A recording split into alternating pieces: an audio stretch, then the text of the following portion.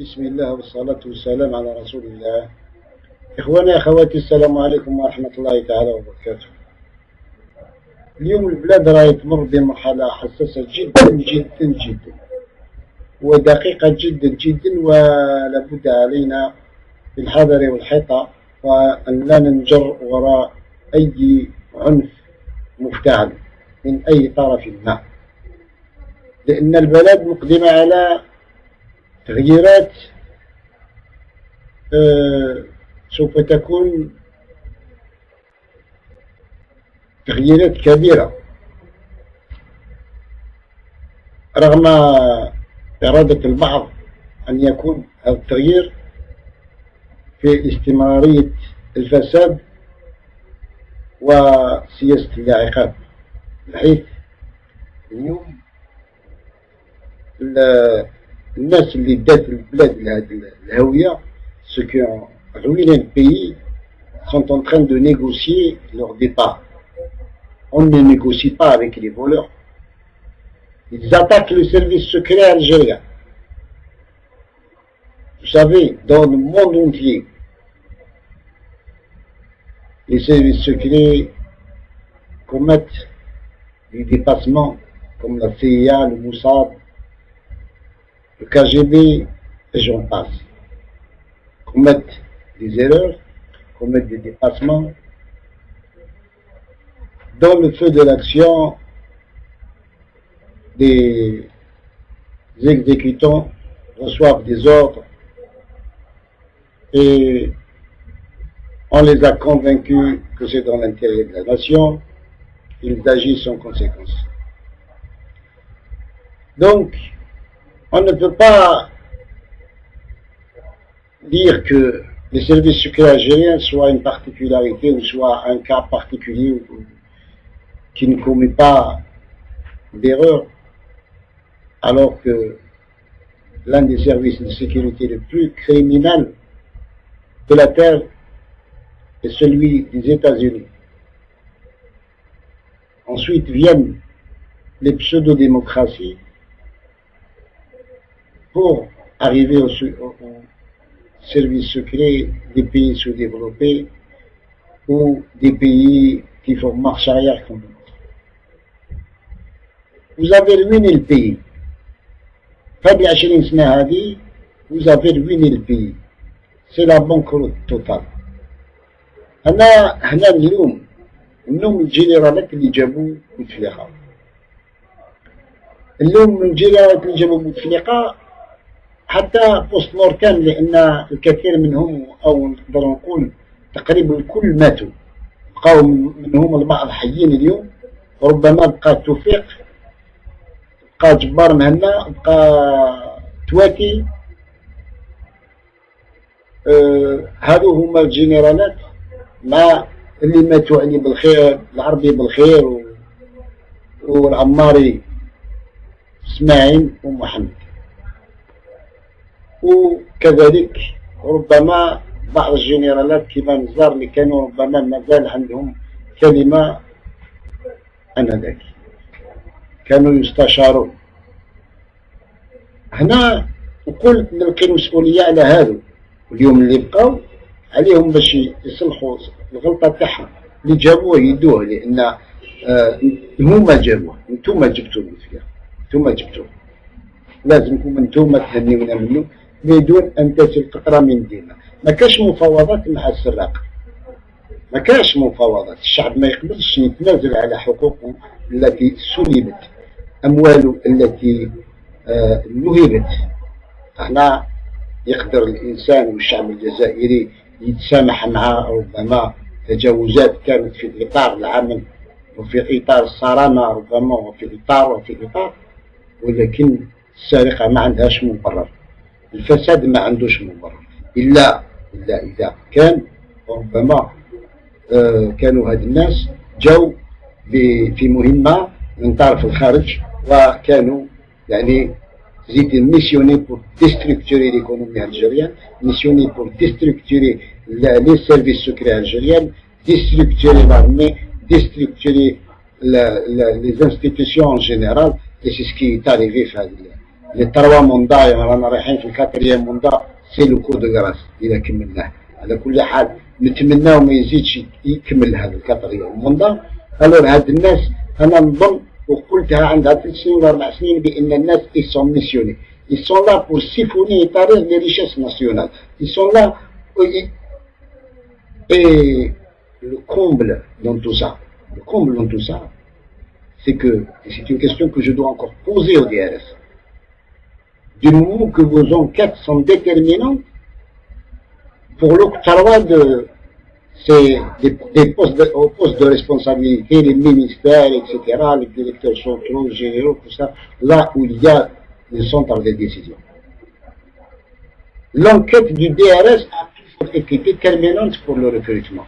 Yaltara, vous avez tenu compte des critères, les critères de patriotisme et de probité avant de donner votre accord pour le recrutement de tous ces voyous qui ont déstructuré l'Algérie, qui ont ruiné l'Algérie, qui ont siphonné ses richesses, qui sont en train de les tarir et continuent.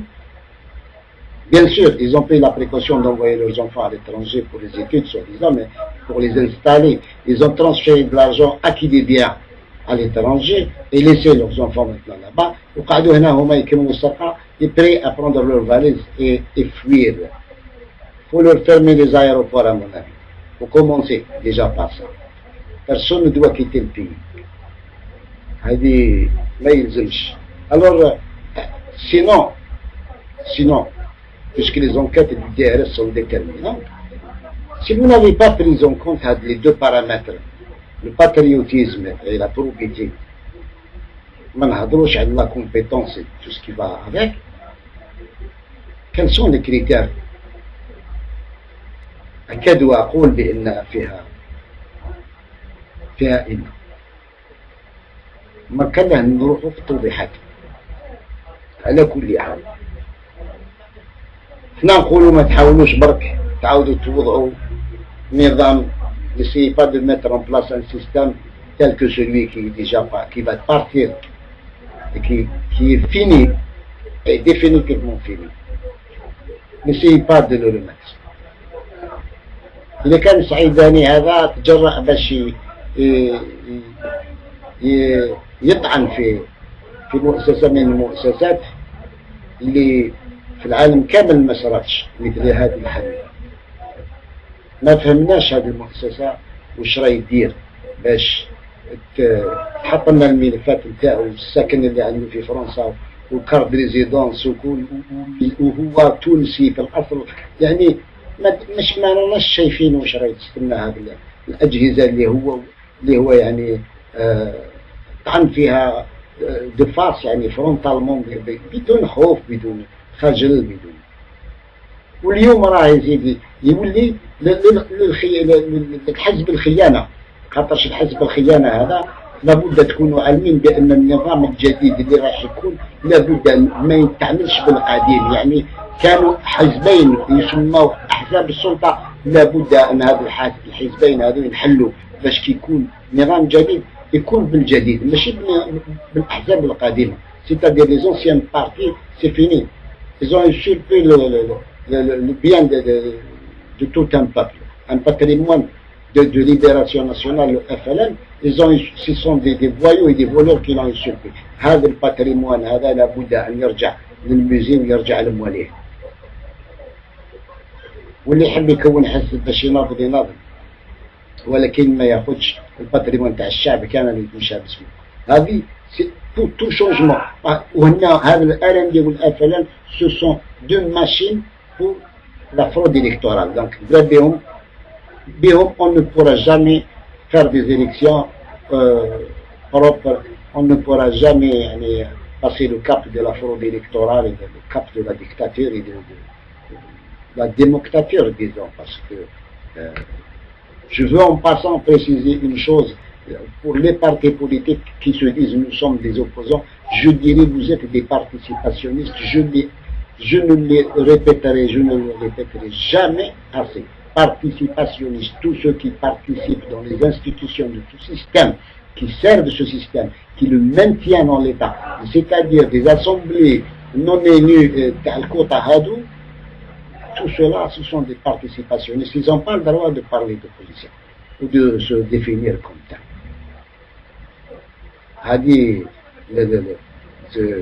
Et nous devons, يا سبحان الله العظيم وراه المحاسبة وراه العدالة وراه نهار الناس يزاكوز الجايب دو ديتورنمون ولا دو كوربسيون يزاكوز بوتفليقة دون لي جورنو يزاكوز بوتفليقة سي فرير طيب الروح مرغول عمارة بن منيس بعض الأحزاب السياسية بعض رؤساء الأحزاب كابو جرة ولا بوقرة كما سميه كما حبيت ولا نقول ولا كما هذيك لويزا حنون ولا خالدة توني وراه هذا الوكيل الجمهورية اللي راح يسوسيزي سيتافير ما كاش وراهي هذه العدالة وراهي هذه القانون اللي تتغنوا بها كل يوم الديمقراطية اللي تتغنوا بها كل يوم وراهم quand un juge quand un procureur ne peut pas quand des juges ne peuvent pas citer à comparaître des ministres qui sont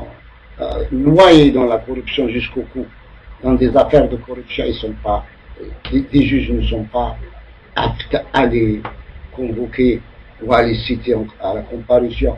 C'est pas possible.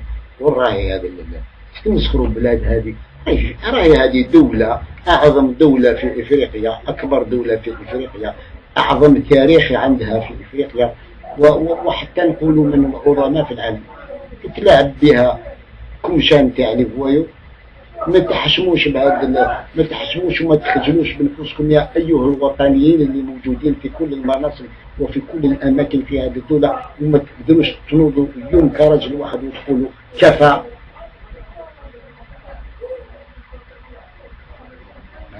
هم راهم كاع ترونسفيراو ولادهم وأموال ويزون كي دي بيان بارتو في الخارج هم يستناو باش يروحوا سلكوا فاميليتهم على جد ويبقاو حنا ولادنا والعائلة تاعنا تقعد هنا إذا كان ناضت السونامي الشعبي اللي رانا نشوفوه جاي في الأفق. باش نقبل ما نكمل هذه الكلمة نقول كلمة واحدة أخرى. القدماء النظام اللي راهم يقوموا ببعض الحملات باش يرجعوا من بعد ما ضربوا 10 سنين 15 20 سنة في النظام وكانوا من رؤوس النظام وقاموا كاين حتى اللي قام بحملة انتخابية نتاع الرئيس اللي حاب يرجع معارض وحاب ويرجعوا لنا فوق 70 سنة كأن الجزائر تنجب. احنا ماذا بينا نشوفوا رئيس جمهورية ما يفوقش عمره 50 سنة وزارة 40 سنة.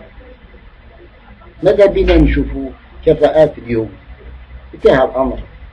لا بد لهذا الشعب أن يستاهل لأن j'admire quand même la démesure de la patience de ce peuple, mais quand même on attend que ces gens-là se décident à le respecter. À respecter le peuple algérien. Sinon vous le regretterez. Amen. À respecter. La vindicte populaire, voilà. Faites attention à vous. Ce qui se trame aujourd'hui dans les chambres noires ou là, dans les coulisses, nous le savons. Il y a des négociations. Les gens veulent négocier, si l'on veut, ils veulent négocier le fruit de la corruption et leur magot, ce qu'ils ont détourné. Ils veulent négocier leur bêta, malaki, et on ne négocie pas avec un volant. Non. tout sauf ça. نقدروا نسمحوا كلش، نقدروا نتفاهموا كل غلطة دارها واحد في منصبه، ولكن السرقة والفساد من المستحيل نتفاهموه ولا نسمحوا منه ولا نتخلاو على سنتيم من أموال الشعب الجزائري. Un plan Marshall est nécessaire après le changement. تغيير الأموال، أوراق النقدية تتغير. نوزعوا قطع أراضي. عندنا قارة ما عندناش 100 متر، نوزعوا قطع أراضي لكل محتاج قطعة تاع أر ونص 150 200 متر، الكل مواطن محتاج لأن بلاده وعنده حق فيها، باش نقضيو على هذا لا الفساد اللي راه ساير في ميدان البناء والسكن والعقار والسبيكولاسيون هذه تاع فونسيير، نقضيو عليها بمجرد التوزيع في كل بلدية، نخلقوا ديزاسيات دو تيران بور ريغلي البروبليم ديفينيتيفمون تاع لا كاليتي. هذه حاجة سهلة، قرار سياسي يكفي. وأفكار مثل هذه متقدمة ويعني سهلة للتطبيق وما تتطلبش أموال كثيرة وما تتطلبش دو غروز انفستيسمون. كاين أفكار مثل هذه كثيرة باش ننهضوا بالاقتصاد وبالتوازي مع تحسين وضعية المعيشة للمواطن وتهدئة الأوضاع وطمأنة المواطن، لأن الدولة تتكفل باحتياجاته ومن ثم تطلب منه أن يقوم بالواجبات تاعه ويتجاوب معها إن شاء الله. السلام عليكم ورحمة الله تعالى وبركاته.